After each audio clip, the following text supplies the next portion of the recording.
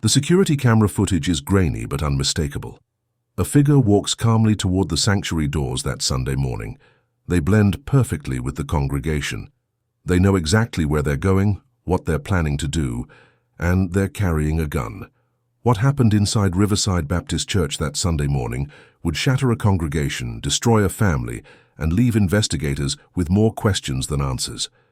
Because when Pastor Thomas Mitchell was shot dead behind his own pulpit during Sunday service, the evidence pointed to someone who knew him intimately, someone he trusted completely, someone who had been planning this for months. What do you think drives someone to commit murder in a place meant for peace? Drop your theories in the comments as we dive into this case. Pastor Thomas Mitchell wasn't supposed to be the kind of man who made enemies. At 67, he'd spent 3 decades building Riverside Baptist Church from a small congregation of 30 into a thriving community of over 400 members. His sermons were gentle but firm, his door always open to anyone seeking guidance. If you're enjoying this deep dive into unsolved mysteries, hit that subscribe button now. We explore cases like this every week that mainstream media won't touch. Thomas lived simply. A modest house 3 blocks from the church, the same blue Honda Civic for 12 years. His biggest indulgence was the coffee shop downtown, where he'd sit every Tuesday morning, preparing his sermons and greeting parishioners who'd stop by his table. He had no social media presence, no scandals, no obvious enemies. His congregation respected him. The community trusted him. Even people who didn't attend church knew Pastor Mitchell as the man who organized food drives and visited sick neighbors regardless of their faith. But Thomas Mitchell had a secret, one that had been eating at him for months. What do you think could drive someone to plan a murder in God's house? Let us know in the comments below. The first sign something was wrong came 3 weeks before that fatal Sunday.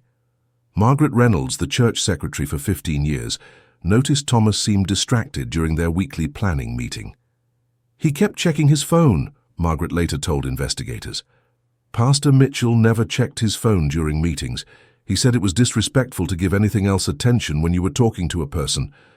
But this wasn't just any distraction.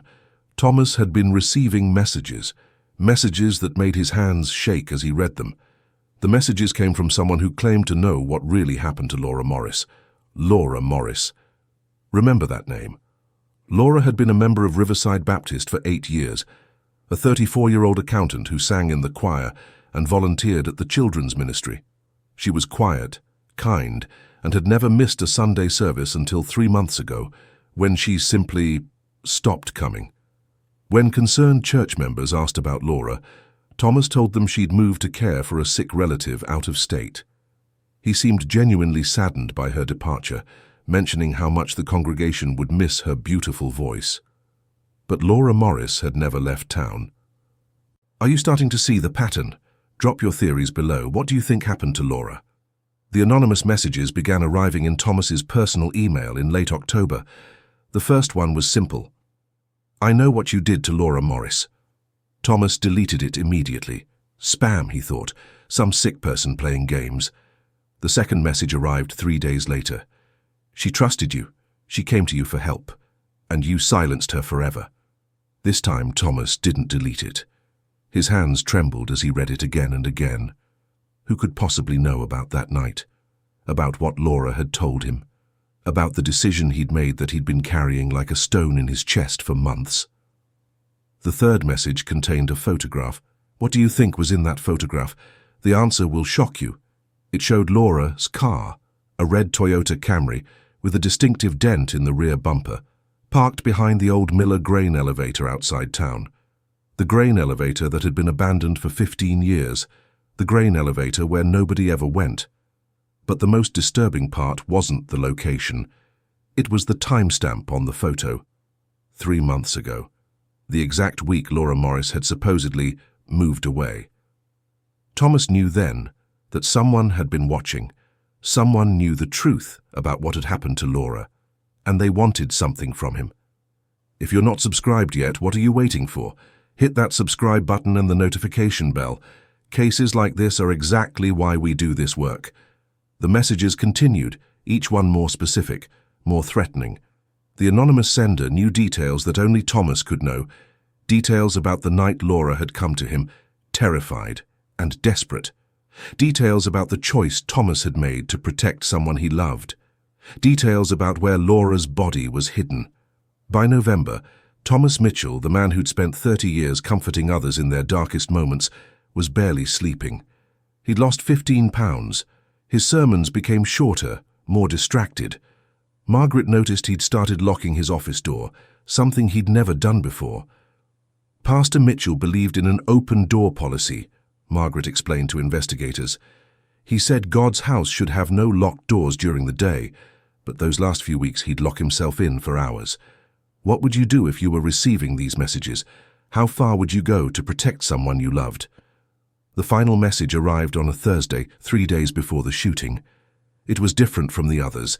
Instead of accusations, it contained an ultimatum. Confess during Sunday's service, or I'll expose everything. Laura deserves the truth. The congregation deserves the truth. You have until Sunday. Thomas printed the message and sat staring at it for 2 hours. Then he picked up his phone and made a call that would seal his fate. "We need to talk," he said to the person on the other end. "It's about Laura. Someone knows." "Who do you think Thomas called?" "The answer is coming, and it's not what you'd expect." The person Thomas called was his younger brother, Michael Mitchell. Michael, who worked construction and lived in a trailer park across town. Michael, who had a history of violence and a drinking problem. Michael, who owed Thomas money and had been asking for more. But most importantly, Michael, who had been secretly seeing Laura Morris for months before she disappeared. Everything is about to change. Are you ready for what comes next? Michael Mitchell had never been the good son. While Thomas was studying theology and building his ministry, Michael was getting arrested for bar fights and struggling to keep jobs. The brothers had a complicated relationship, Thomas constantly trying to help, Michael constantly resenting the help. When Laura Morris started attending Riverside Baptist, Michael noticed her immediately. She was beautiful, but more than that, she was kind to him. She didn't judge his rough edges or his reputation. When they started secretly dating, Michael felt something he hadn't felt in years: hope. Can you imagine falling in love with someone your brother's congregation would never accept you with? What would you do to protect that relationship? But their relationship had to remain secret. Laura was a respected member of the church, and Michael wasn't. If the congregation knew she was dating the pastor's troubled brother, it would cause problems for everyone. The secrecy was destroying them both. 3 months ago, Laura had reached her breaking point. She went to Thomas's office after evening service when the church was empty. She told him about the relationship with Michael. She told him how much she loved him, and she told him something else, something that changed everything. What do you think Laura told Pastor Thomas that night? Your theories in the comments might be spot on. Laura was pregnant. She and Michael had been trying to figure out what to do for weeks. Michael wanted to marry her immediately, but Laura was terrified of the congregation's reaction. She was terrified of disappointing Thomas, who'd been like a father figure to her. She was terrified of losing her church family. So she went to Thomas for guidance, hoping he'd help them find a way forward. Thomas listened to her confession with growing horror. Not because of the pregnancy, but because of what he knew about his brother that Laura didn't. Michael had been in prison before, not for bar fights, but for domestic violence. His ex-girlfriend had filed charges after he'd put her in the hospital. Thomas had helped pay for Michael's lawyer and had been the one to pick him up when he was released. How would you handle discovering your brother was dating someone from your congregation, someone who had no idea about his violent past? Thomas faced an impossible choice: tell Laura the truth about Michael's history and potentially destroy their relationship, or stay quiet and risk Laura's safety. He chose to tell her. Laura's world shattered that night. The man she loved, the man she was carrying a child with, had a history of violence he'd never disclosed. Thomas showed her the police reports, the hospital records, the court documents. Laura broke down completely. She begged Thomas not to tell anyone, not to confront Michael. She needed time to think, to decide what to do. Thomas agreed to keep her secret, but he made her promise to be careful. He gave her his personal cell phone number and told her to call him immediately if she ever felt unsafe. If you were Laura, What would you do? Stay with someone you love who lied to you, or leave and raise a child alone? Laura left the church that night devastated, but determined to make the right choice. She decided to end the relationship with Michael and leave town to have the baby somewhere else, away from the complications and judgment. But Michael wasn't going to let her go that easily.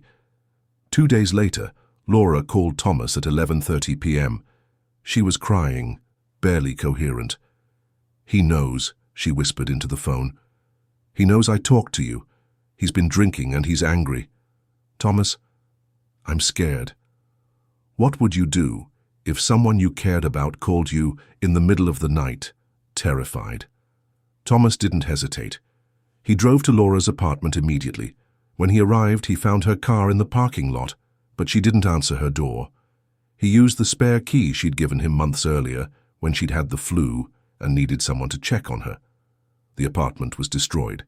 Furniture overturned, glass broken, clear signs of a struggle. But no Laura.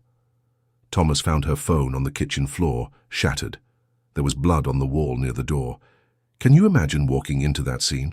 What would go through your mind? Thomas called 911 immediately. But while he waited for police, his own phone rang. It was Michael. "If you ever want to see Laura again," Michael said, his voice slurred but threatening, "you'll keep your mouth shut about what you think you know."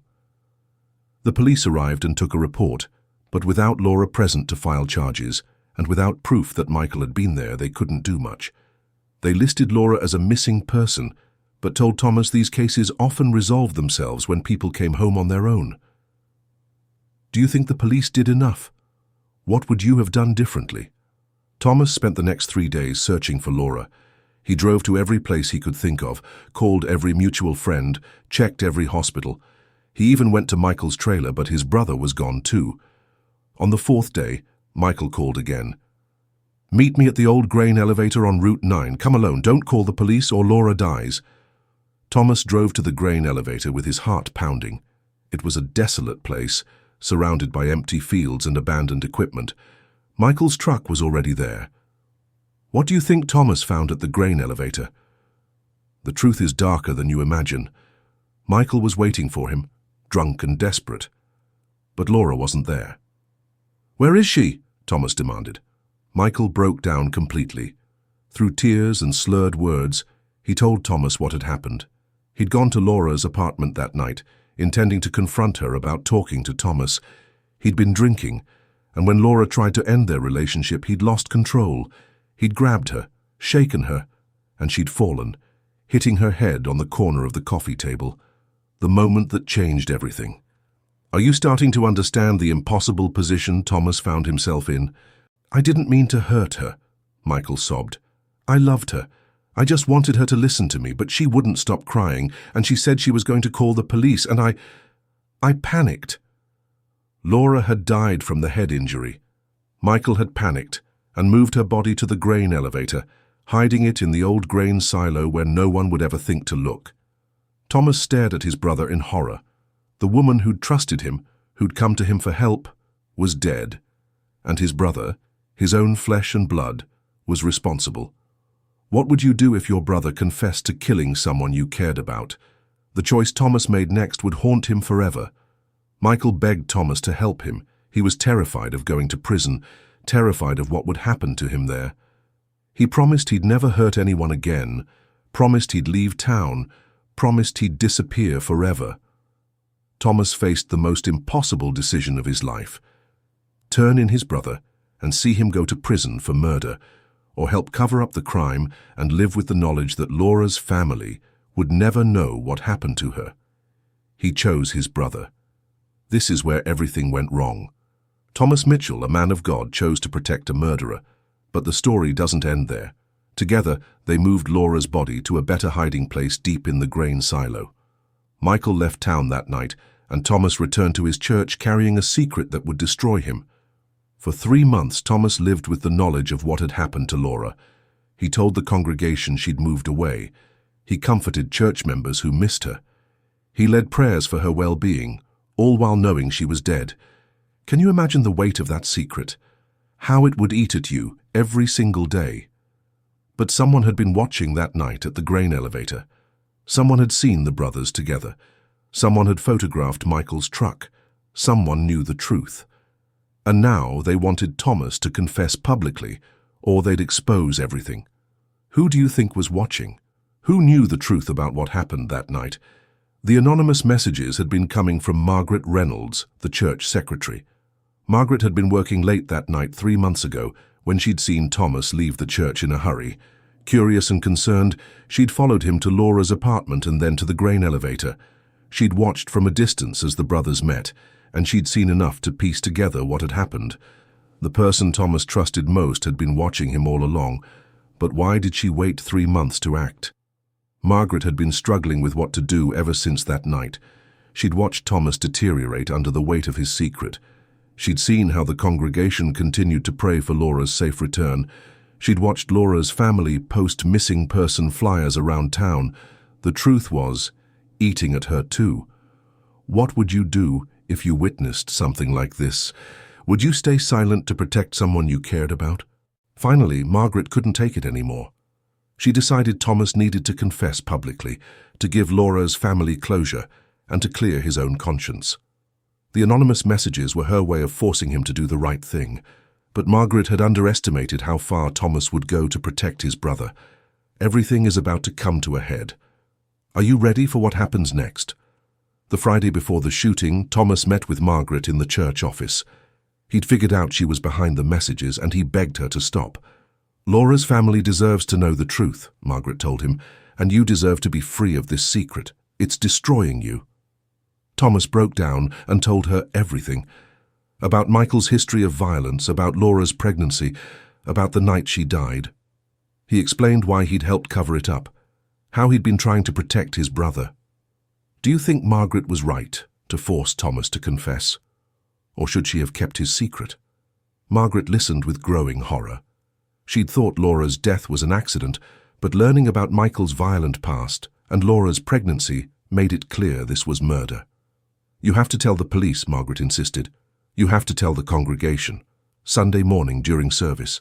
Tell them everything. Thomas refused. He couldn't destroy his brother's life, even if it meant destroying his own. The two people who cared most about Laura were now on opposite sides. What happens when an unstoppable force meets an immovable object? Margaret gave Thomas an ultimatum: confess on Sunday, or she'd call the police herself and tell them everything she'd witnessed. Thomas left the meeting knowing he was trapped. He couldn't let Margaret destroy Michael, but he couldn't bring himself to confess either. He spent the weekend in agony, praying for guidance, searching for any other solution. What would you do if you were in Thomas's position? Every choice led to someone getting hurt. Sunday morning arrived grey and cold. Thomas prepared for what he knew would be his final sermon. He'd made his decision. He would confess everything to the congregation as Margaret demanded. He would tell them about Laura's death, about Michael's role in it, about his own decision to help cover it up. He would face the consequences and hope that somehow justice would be served. Thomas Mitchell walked into that church knowing his life as he knew it was over, but he had no idea how it would actually end. The service began normally. Hymns, prayers, announcements. Margaret watched from her usual seat in the third row, waiting for Thomas to find the courage to tell the truth. Thomas stood at the pulpit and began what everyone thought would be a regular sermon, but instead of opening with scripture, he opened with an apology. "I need to tell you all something," he began, his voice shaking. "Something I should have told you months ago. It's about Laura Morris." The moment of truth had arrived, but Thomas would never get to finish his confession. The church doors opened and Michael Mitchell walked in. He'd been living rough for 3 months, drinking heavily, consumed by guilt and paranoia. When he'd heard from a friend that someone was sending anonymous messages to Thomas, he'd driven back to town to find out what was happening. He'd been watching the church that morning, trying to decide whether to go in, when he heard Thomas begin to confess. Michael Mitchell had spent 3 months running from the truth. Now he was about to face it head-on. Michael walked down the center aisle as Thomas spoke. The congregation turned to watch him approach, confused by the interruption. Margaret recognized him immediately and felt her blood run cold. "Thomas!" Michael called out, his voice echoing in the sanctuary. Don't do this." Thomas stopped mid-sentence. He stared at his brother, seeing the desperation and fear in his eyes. "I have to," Thomas said quietly. "These people deserve the truth. Laura's family deserves the truth." Two brothers facing each other across a sanctuary full of people. One trying to confess, one trying to stop him. "You'll destroy both of us," Michael said, reaching into his jacket. "You'll destroy everything." That's when Margaret saw the gun. What happened next would be seared into the memory of everyone present that morning. Margaret screamed a warning, but it was too late. Michael pulled out the pistol and pointed it at Thomas. "I can't let you do this," Michael said, tears streaming down his face. "I can't go to prison. I can't live with what I did, but I can't go to prison." The congregation erupted in chaos. People screamed, dropped to the floor, tried to run for the exits. But Thomas stood perfectly still at the pulpit, looking at his brother with something that might have been relief. In that moment, Thomas Mitchell finally understood how this would end. Do you think he welcomed it? "I forgive you," Thomas said to Michael, "for all of it, for Laura, for this. I forgive you." Michael pulled the trigger. The shot that ended Thomas Mitchell's life also ended the secret that had been destroying him for months. Michael fired 3 times before several congregation members managed to tackle him. Thomas died behind the pulpit where he'd preached for 30 years. His final words, a message of forgiveness for the brother who'd destroyed both their lives. But the story doesn't end there. Because Michael Mitchell had one more secret to reveal. In the chaos after the shooting, as police arrested Michael and paramedics tried to save Thomas, Margaret Reynolds approached the officers with a story that would change everything. She told them about the anonymous messages, about following Thomas that night 3 months ago, about what she'd witnessed at the grain elevator. She told them about Laura Morris's real fate and where to find her body. Finally, after 3 months of lies, the truth was coming out. But it was too late for everyone involved. Police found Laura's remains exactly where Margaret said they would be. The autopsy confirmed Michael's story. She died from blunt force trauma to the head, consistent with falling and hitting the corner of a table. But the investigation revealed something else, something that made Laura's death even more tragic. What do you think investigators discovered that made this case even more heartbreaking? Laura had been planning to keep the baby. Her apartment, when police searched it properly, contained prenatal vitamins, baby name books, and a hidden journal where she'd been writing letters to her unborn child. Despite learning about Michael's violent past, despite her fears about the congregation's reaction, Laura had decided to have the baby and raise it alone. She'd been planning to leave town not to hide the pregnancy, but to start fresh somewhere else. She'd already applied for jobs in 3 different states and had been putting together a plan to support herself and her child. Laura Morris died fighting for the chance to be a mother. Michael Mitchell killed not just her but their unborn child too. Michael was charged with 2 counts of murder and 1 count of assault. During his trial, he maintained that Laura's death was an accident, that he'd only meant to stop her from leaving him. But the prosecutor painted a different picture. They argued that Michael had gone to Laura's apartment that night planning to hurt her, that his history of domestic violence showed a pattern of escalating abuse. Do you think Michael planned to kill Laura, or was it really an accident? The jury had to decide. The jury deliberated for 3 days before returning a verdict. Guilty on all counts. Michael Mitchell was sentenced to life in prison without the possibility of parole. He showed no emotion when the sentence was read, but several jurors later said they'd never forget the way he'd broken down when the prosecutor read excerpts from Laura's journal to her unborn child. Justice was served, but at what cost? 2 people were dead, a congregation was traumatized, and a community was left wondering how such a tragedy could have been prevented. Margaret Reynolds left Riverside Baptist Church after the trial. She moved to another state and never spoke publicly about the case again. Some congregation members blamed her for forcing the confrontation that led to Thomas's death. Others saw her as a hero who'd ensured the truth finally came out. What do you think about Margaret's actions? Did she do the right thing by forcing Thomas to confess? The church struggled to survive after the shooting. Attendance dropped dramatically as members dealt with the trauma of witnessing their pastor's murder. The building was eventually sold, and the remaining congregation merged with another church across town. Laura's family held a memorial service for her and her unborn child. They established a scholarship fund in her name for single mothers pursuing education. They said they were grateful to finally know the truth, even though it came at such a terrible cost. Laura Morris's story became a cautionary tale about the importance of speaking up about domestic violence, about the dangers of keeping secrets, and about the price of protecting those who harm others. But questions remain, questions that still haunt everyone connected to this case. What questions are you left with after hearing this story? Could Thomas have saved Laura if he'd handled things differently? Should he have called the police immediately instead of agreeing to meet Michael alone? Was there a way to get justice for Laura without destroying his brother? Could Margaret have forced the truth to come out without putting Thomas in danger? Should she have gone to the police instead of trying to make Thomas confess publicly?